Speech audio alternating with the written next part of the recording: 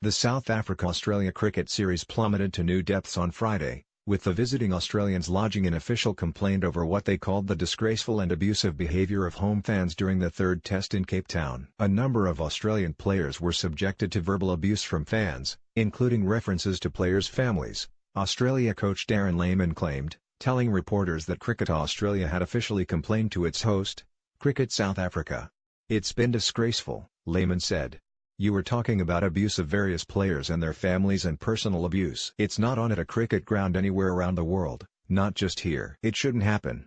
The issue was first highlighted when Australia opening batsman David Warner was confronted by a fan and apparently verbally abused as he left the field after being dismissed. Television footage shows Warner stopping in his tracks and turning to face the man, who then appeared to continue making comments as Warner walked up the stairs toward the Australia dressing room. A security official tried to intervene but the man kept on going at Warner. After facing the man for a few moments, Warner continued up the stairs. That incident was not the only one, Lehmann said. He complained his team had also been subjected to abuse from the crowd in the first two tests, but it reached a crescendo in Cape Town on Friday. "There's been various incidents throughout the test series but this one has taken the cake," Lehmann said. The players, go hard on the ground, there's no doubt about that, but off the ground you don't expect that when you're leaving the ground. You're having a go at someone's family. It's just disgraceful."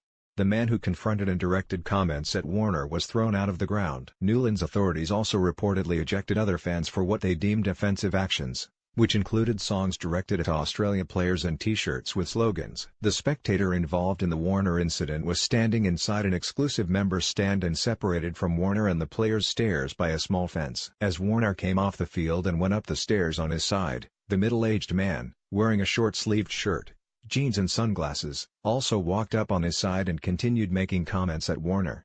The fan had started by applauding Warner, sarcastically it seems, as the Australian approached. He then became abusive.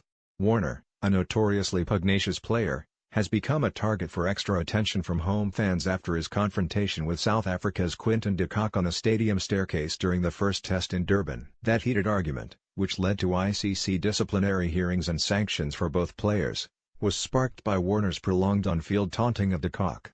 It resulted in de Kock allegedly retorting with an unsavory comment about Warner's celebrity wife, and Warner having to be physically restrained by teammates. Fans also attempted to taunt Warner during the second test in Port Elizabeth by wearing masks with the face of New Zealand rugby player Sonny Bill Williams. It was in reference to a sexual encounter Warner's wife had with Williams years before she married the cricketer. Warner's wife, Candice Warner, and their two young daughters are travelling with him in South Africa. The mask stunt had repercussions for South Africa's cricket body when two of its senior officials were photographed smiling with some of the fans wearing the masks. The two officials were suspended and faced disciplinary procedures. Cricket contests between Australia and South Africa have crossed the line before this series, although this one has been particularly ill-tempered.